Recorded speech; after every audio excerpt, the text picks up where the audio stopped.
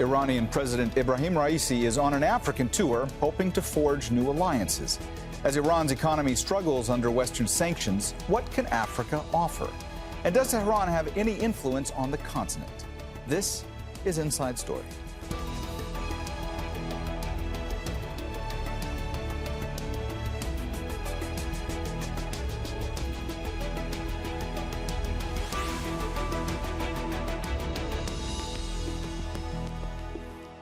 Hello and welcome to the program. I'm Mohammed Jamjoom. Some have called it a new beginning for relations between Iran and African nations. The Iranian president is visiting the continent to increase trade and economic ties, with stops in Kenya, Uganda, and Zimbabwe. It's a different approach for a country that for years has focused mostly within the Middle East and parts of Asia. But faced with U.S. sanctions, it appears Tehran is now increasingly looking elsewhere to diversify its economy. But are there other factors at play? We'll get to our guests in a moment, but first, this report from Katia Lopez Hodoyan. A warm welcome for Iran's president in Kenya's capital. It's a rare tour for Ibrahim Raisi, marking the first visit to Africa by an Iranian president in more than a decade. U.S. sanctions have isolated Tehran for years, and trade deals in Africa could lead to new business opportunities and new alliances. None of us are satisfied with the current volume of trade and the ongoing economic exchange between Iran and Kenya. Iran exported more than $1 billion worth of goods to nations in Africa last year, from petrochemical products to food and medicine. Now it's aiming for more.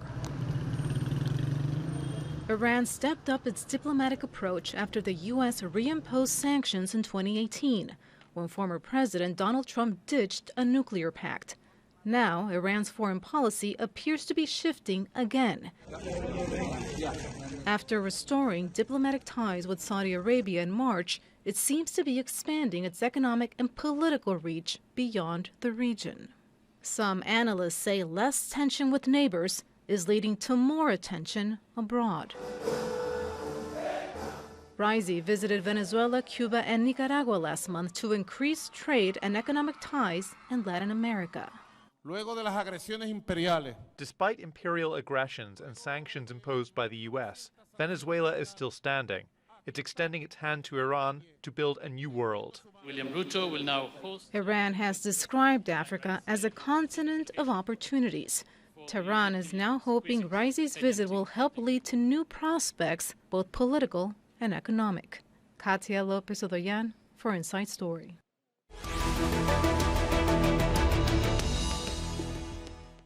All right, let's go ahead and bring in our guests in Nairobi. Ngala Chome, senior analyst at Sahan Research, a think tank focusing on security and development in the Horn of Africa. In Tehran, Ali Akbar Dareni, researcher at the Center for Strategic Studies. And in Miami, Eric Loeb, associate professor at Florida International University and a member of the Board of Trustees at the American Institute of Iranian Studies. A warm welcome to you all, and thanks so much for joining us today on Inside Story. Ali, let me start with you today. Tehran has called this three-country tour of Africa a new beginning in relations with the continent. What kind of new relationship and new beginning is President Raisi expecting, and what is he hoping to achieve with this trip? President Raisi's visit to Africa is in line with his administration's efforts to create new alliances with the non-Western world in the current era of transition in international relations from a unipolar world to a multipolar system. It is also in line with his look to the East policy of expanding economic and political relations with the non-Western world. Iran is looking for closer relations with Africa to diversify its economy and defeat the sanctions. One way of defeating the sanctions is to increase Iran's international presence, improve cooperation with the non-Western world, This can help Iran get out of isolation and defeat the sanctions.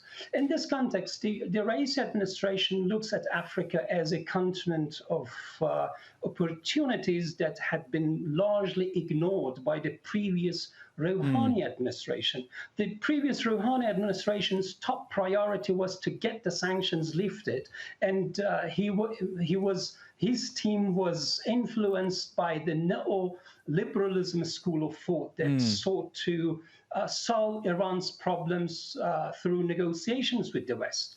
But the JCPOA proved to be a disaster. The sanctions were not lifted, the United States. But the Raisi administration has adopted a new strategy of trying to thwart and nullify the sanctions while keeping the path of diplomacy open in case there is a way to revive the JCPOA.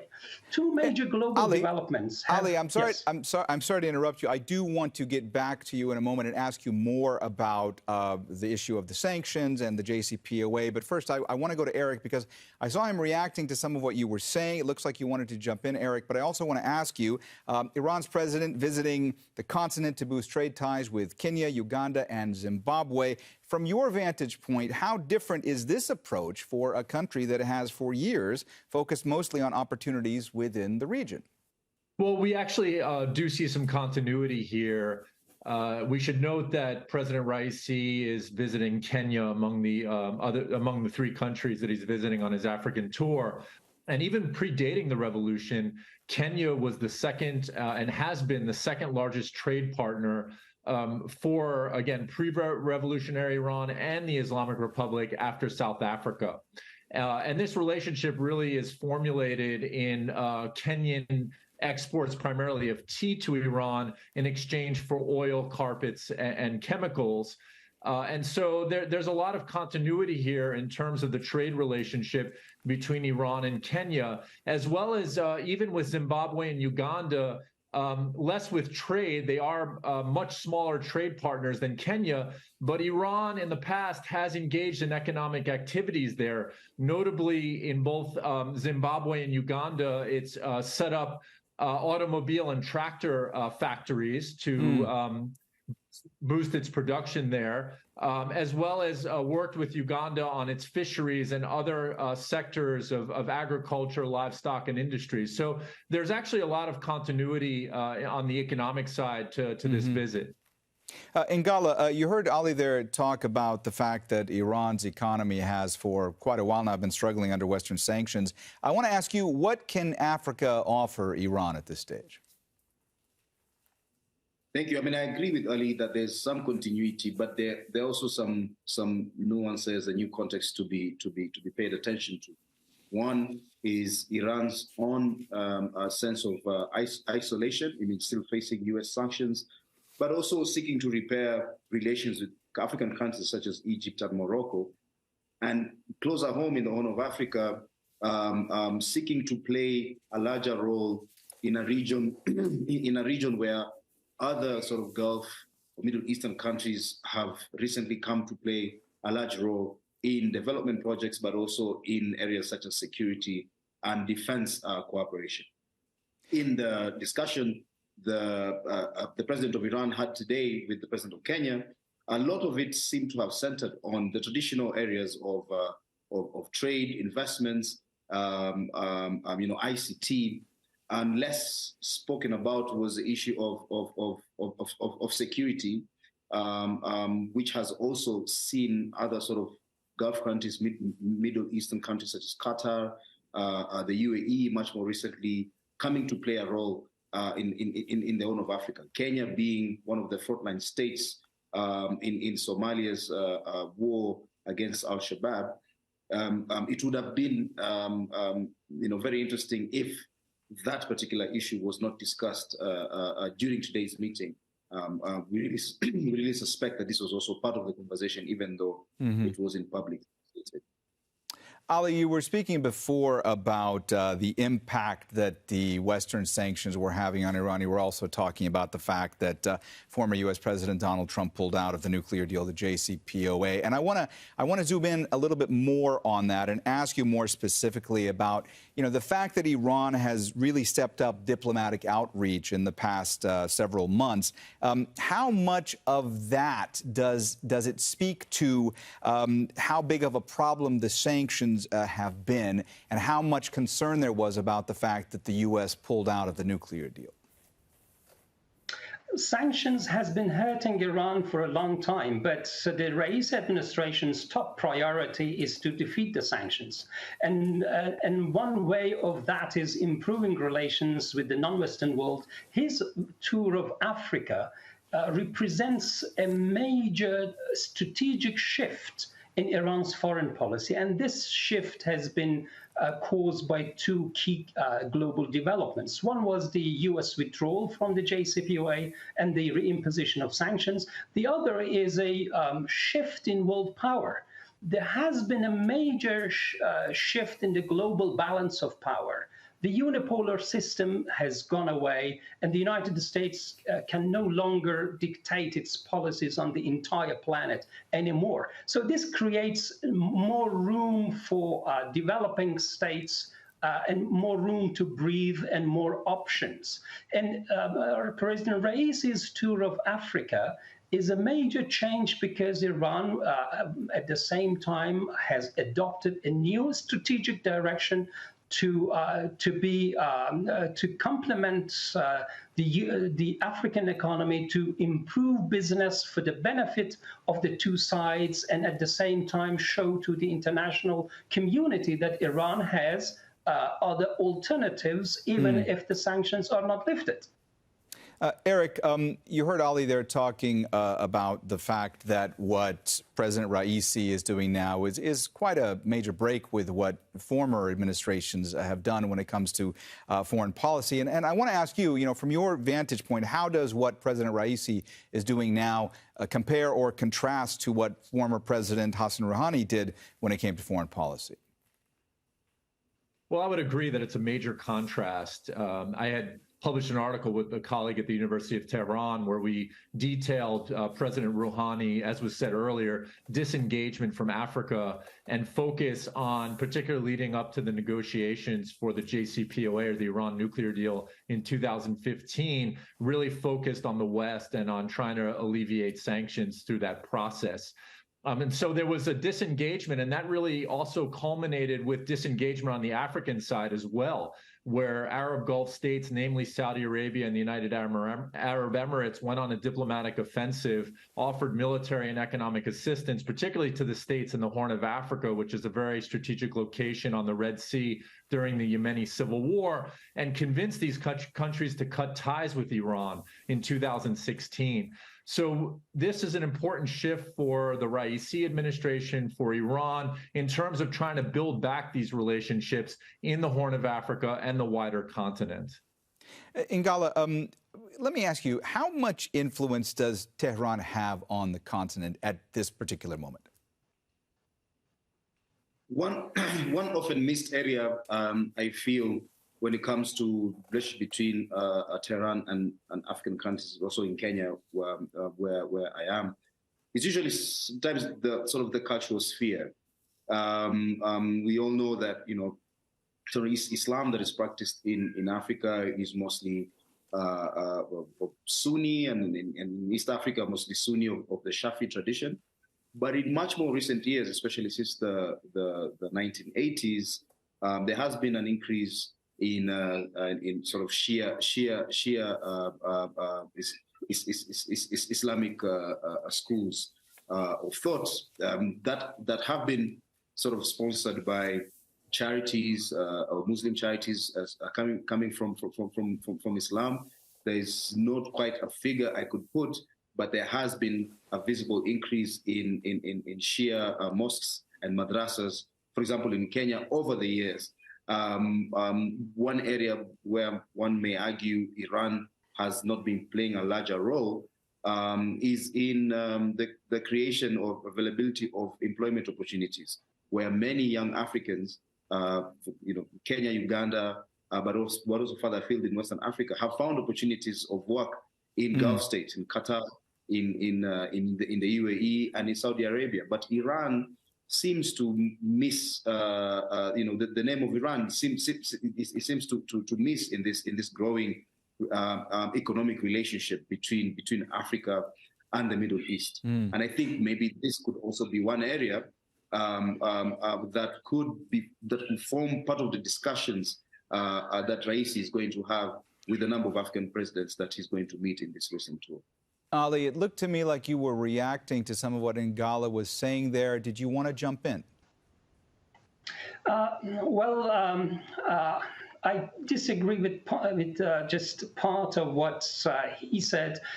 Under the Raisi administration, Iran's new strategic direction is largely aimed at economic and strategic cooperation with African states. While Iran is an Islamic republic, I don't see ideology playing a much big role in this now. The priority is economic, technological, and trade cooperation with African states. Iran is exporting just $1.2 billion to Africa. This demonstrates the depth of Iran neglecting this continent of opportunities. Iran's foreign trade had been taken hostage by the JCPOA, and the previous Rouhani administration entirely neglected Africa. Now, under this new strategic direction, Iran is reviving its policy of improving and boosting relations with Africa. And the two sides have a lot to offer. Africa is a good market for Iran's knowledge-based companies, engineering services, dam building projects, transportation, fishing, and car production exports, agricultural exports. So there is a lot Iran can offer, and at the same time import part of its needs from Africa. That had been neglected, and under the Rouhani administration, under the Raisi administration, Iran is trying to rectify that and at the same time defeat the sanctions. Eric, I can see you want to add to some of what Ali was saying there, but I just want to go back to Ngala for a minute. Ngala, yes. Ali was responding to some of the points you made earlier, so I just wanted to see if you wanted to add to that. Yes, I would, and I do agree with Ali. A lot of the focus has been on building diplomatic relationships, and especially around trade and also in investment. So it's very economic, this language of this kind of newly looked for partnerships. It does make sense because, Raisi was elected on a platform of fixing the economy at home. President William Ruto, where he's currently was also elected on a similar platform, but they've both faced inflation. The currency of Kenya has depleted in terms of value, similar to the Iranian currency. So it makes sense that both of them would come around these economic issues. But what I'm basically saying is that one area that's often overlooked and where Iran may actually have a longer historical influence is in this cultural sphere. I think if you look at how the Chinese, for example, have built their relationships across the continent, is that as they built their relationships through economic partnerships, they also are channeling, sort of cultural items. In this case, the learning of the Chinese language, setting up of Chinese schools has also been part of that diplomacy. And I think that for Iran to have a much more influential impact on the continent, is that they could continue also emphasizing this more kind of softer cultural relationships as well. Eric, you've been waiting patiently to add your comments to what's being said right now. So please go ahead. Yeah, no, I would certainly agree that economics and trade and commerce are certainly at the forefront of this initiative. And given that Africa really only represents 2 to 3% of Iran's global trade, there's a lot of potential in that relationship. On the flip side, there's also the geopolitical component of this, where these countries can be non-permanent members on the UN Security Council, and of course they sit in the UN General Assembly, on the IAEA Board of Governors, and they can potentially influence votes for Iran. Not to mention the fact that both Zimbabwe and Uganda have uranium deposits, and so there's some value there in terms of nuclear enrichment. In terms of the cultural ideological realm, I would say that Iran is going to be pushing on two levers. Given that, again, this is a Christian and Sunni majority continent, it will be really pushing on the anti-colonialism card, which it often does when it visits these countries, to try to galvanize elites and citizens during these visits. And then secondly, it will also seek to make inroads in the small Shia communities of these countries, particularly in Kenya and Uganda. Eric, I also want to ask you about particularly one of the countries that's come up a few times already in this discussion, and that's Saudi Arabia, and the role that the reestablishment of diplomatic ties that Iran has now had with Saudi Arabia is playing in all of this. The fact that the diplomatic ties between both countries were restored in March, is that one of the reasons why we're now seeing Iran seeming to expand its economic and political reach beyond just the immediate region? Well, I'm glad you brought that up, because I was thinking about that very point. Not only is there rapprochement or détente, let's say, between Iran and Saudi Arabia, but there's also a ceasefire in the works in Yemen, which was one of the reasons why the continent became so geopolitically or strategically important and tense between the competition between Iran and Saudi Arabia. So given these developments, it may actually give African countries geopolitical capital now to re-engage Iran and to feel that they don't necessarily have to choose sides between Iran and Arab Gulf states like Saudi Arabia and the UAE. Ali, let me ask you a version of the same question. The fact that diplomatic ties have been reestablished between Iran and Saudi Arabia, how much is that playing into what's going now? How much has that allowed Iran to be able to go beyond its traditional foreign policy goals? A lot. The Raisi administration's policy of look to the East is primarily designed to boost Iran's overall deterrence capability against the West. And Africa is playing an important role. To achieve that, Iran needs to expand its international presence, de-escalate tensions with regional states, and pave the way for better relations with the non-Western world, and that is happening right now. The mediation by China, Iran's improving relations with BRICS, and Iran's membership in the Shanghai Cooperation Council all speak of Iran's new strategic direction. And the Raisi administration has been pursuing the resistance discourse in its foreign policy. That means trying to defend Iran's national interests and giving concessions in return for concessions, and not providing concessions without obtaining concessions. At the same time, the Raisi administration has been saying all along that the world is not limited to the West.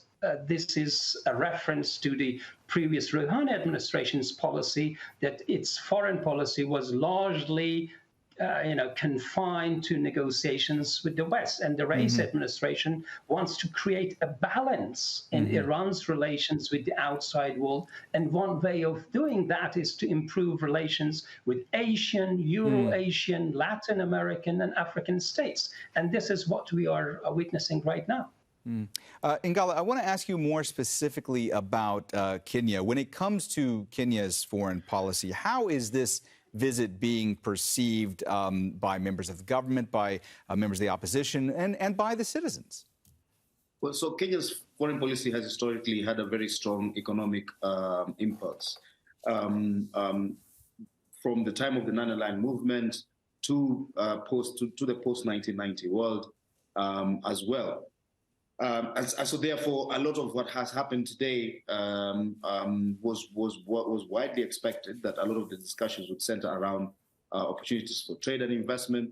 The Kenyan president has announced that there will be a model of a car that will actually be manufactured in Kenya from Iran, locally referred to as Kifaru. And so, a lot of the discussions were, centered around economic trade relations, investments, and information technology as well. But like I had said earlier, is that Kenya is also one of the frontline states on the ongoing war against Somalia's Al-Shabaab. And in that front, other Middle Eastern countries have also come to play a huge role in addition to the traditional Western Countries playing a role in the region as well in that sphere. And in this case, I'm referring to the United Arab Emirates and Turkey.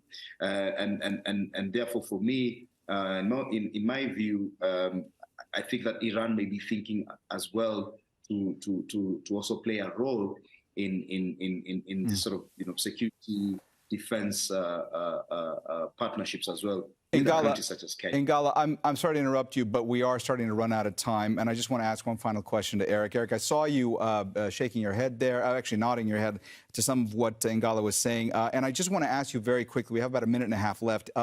This attempt by President Raisi to reset relations with African officials, does it look to you like it will be successful? Well, I think it could be successful. And like I said earlier, I think one of the pathways could be this dialing down of Gulf tensions within the continent and giving some breathing room to these countries to re-engage Iran. And so I think there's some flexibility and some potential to work with. At the same time, I wouldn't necessarily be overly optimistic in terms of what Africa could do for Iran and vice versa, given the limitations that both sides have. And I think for that reason, despite Raisi's stated eastward policy, we're seeing the Iranians, in a more subtle level, re-engaging the United States and working out an informal agreement to try to bring sanctions relief in exchange for prisoner releases and nuclear limitations. All right. Well, we have run out of time, so we're going to have to leave the conversation there. Thanks so much to all of our guests, Ngala Chome, Ali Akbar Dareni, and Eric Loeb. And thank you, too, for watching. You can see the program again anytime by visiting our website, aljazeera.com. And for further discussion, go to our Facebook page. That's facebook.com/AJ Inside Story. You can also join the conversation on Twitter. Our handle is @AJ Inside Story. For me, Mohammed Jamjoom, and the entire team here, bye for now.